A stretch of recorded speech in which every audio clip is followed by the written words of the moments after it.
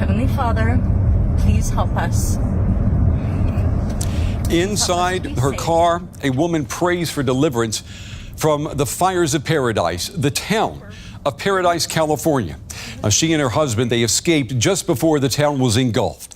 Tonight, California burning at both ends. Hundreds of people are missing. Hundreds of thousands are evacuating, fleeing what is now that U.S. state's deadliest and most destructive fire. I'm Brent Goff in Berlin. This is The Day.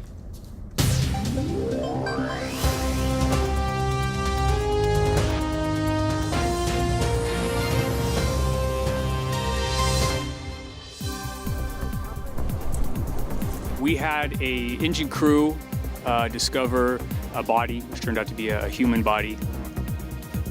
This is not the new normal. This is the new abnormal. And this new abnormal will continue. Please heed evacuation warnings. Do not stay in your homes to try and defend them. We are a community, we are a family. Please stick together. Totally charred, and I mean, look at this. I'd say people, they're doing the best they can, but it's not good enough. We're going to have to do a lot more.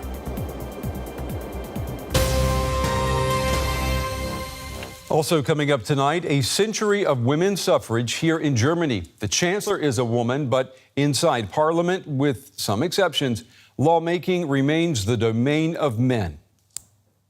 Less than a third of all parliamentarians are women. That's the smallest proportion of women the Bundestag has seen in 20 years.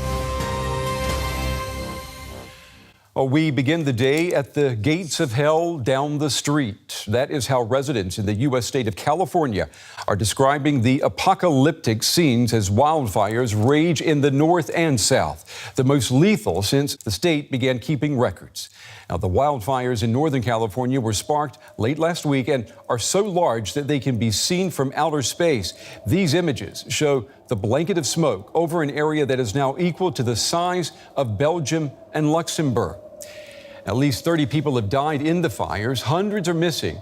The cause tonight remains unknown.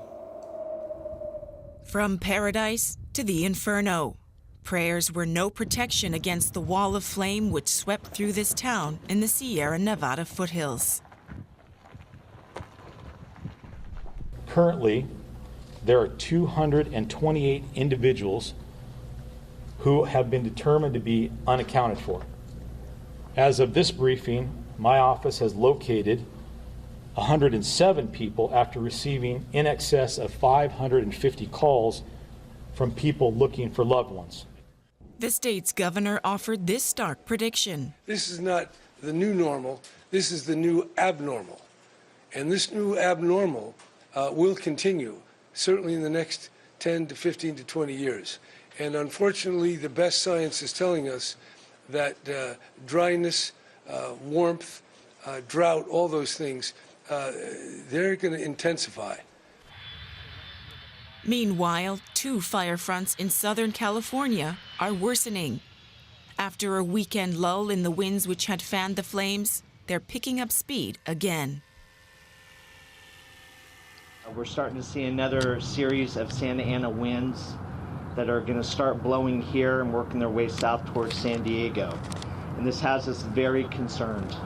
We have over 8,000 federal, state, and local firefighters on the front lines, with thousands on the ready, prepared for the next event.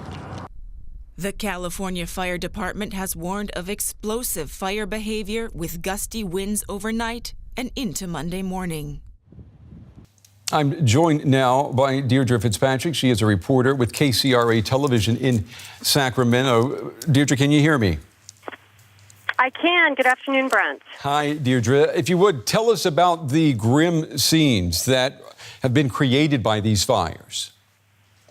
You know, it's interesting, Brent. We're into day 5 now of this fire in Butte County. I'm joining you right now from Sacramento. We're about 100 miles south of where what's known as the campfire has been going on. And it's on day 5 that there's a conflicting need for the fire crews. On the one hand, they're still very much fighting an active fire. They only report 25% containment around this fire, and it's now up to 113,000 acres, which is a stunning amount of land to have burned.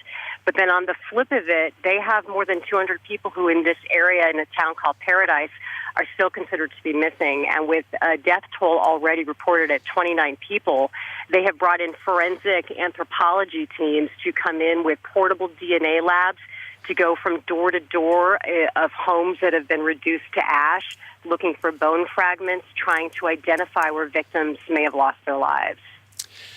Yeah, I mean, that's a sobering assessment right there is one that you are giving us. And earlier today, the Ventura County Fire Chief, he also had a chilly assessment of what these fires represent. Take a listen to what he said. Things are not the way they were 10 years ago. You look at the fires in Napa last year, the Thomas fire, the fire in Butte County right now, and this fire, the rate of spread is exponentially more than it used to be. Deirdre, what has changed? I mean, people around the world are thinking that this is climate change and its consequences, happening before our very eyes. It's interesting because that what he's referring to down in Southern California is a very different type of fire than the one that we're dealing with in Northern California. And I'll tell you the big difference. The area that burned in Butte County, the one where 29 people have lost their lives, where 6,400 homes were destroyed and burned in a town of 26,000 people. That is an area that is known for fire danger. It's rural. It's rugged. It's deep canyons with a lot of forest growth. And so when you move into an area like that, you know that you're moving into fire territory because those canyons, when they burn pretty quick. The difference was this one burned so fast that even these people who live in evacuation zones, like if you live in this town of Paradise, I'm in zone 4, I'm in zone 5, and when you get the call to get out, you get out. They know what they're living in. But this one moved so quickly that they couldn't get out. So the difference is when you look at these fires down in Southern California, for one thing, you've got a much more dense population, and the way that they're spreading is different. But in California, fire management, forest management is also a very political thing because you're dealing with private land, you're dealing with federal land, you're dealing with state land. And the way they interact is very different. Now, when you're fighting the fire, it's all hands on deck. When it comes to managing those rural areas, it's a different kind of thing. And we just got through a midterm election last week, and in the state of California, things like fire management, forestry management, those are political issues, and there are going to be a lot of questions when these fires eventually are wrapped up. Yeah, it got the attention of the world, too, when just a couple of days ago, the U.S. president tweeted and actually threatened to withdraw federal funds from California because of these wildfires.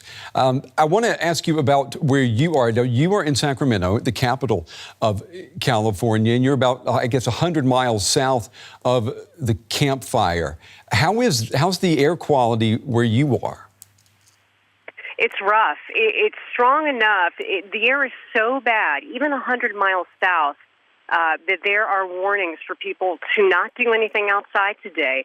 Children's activities, any kind of sporting event, those kinds of things have been canceled. You can see the air. It's dirty out there. It's very toxic. We've been doing a lot of warnings for people on the safest way to keep the air clean in your home. And usually when we have these kinds of, we call them spare the air warnings, when we have these warnings, which we do quite frequently in the summer because of ozone and such, they're usually for people who have compromised immune systems or for the young or the elderly. The warning that's out today is for everyone, that it's bad for everyone, even if you're a super healthy person. So this is definitely very different, but it's not entirely unusual. When we have these big fires, the smoke can spread for hundreds of miles, and sometimes it lingers. And certainly today, with shifting winds, it comes in, it comes out. But if you live in this area, you've been told to really avoid being outside at all costs. Well, Deirdre, you're doing a valuable service keeping everyone there in the Sacramento area informed. We appreciate you, sharing the information with our audience tonight. Deirdre Fitzpatrick, an anchor with KCRA Television in Sacramento, California. Deirdre, thank you.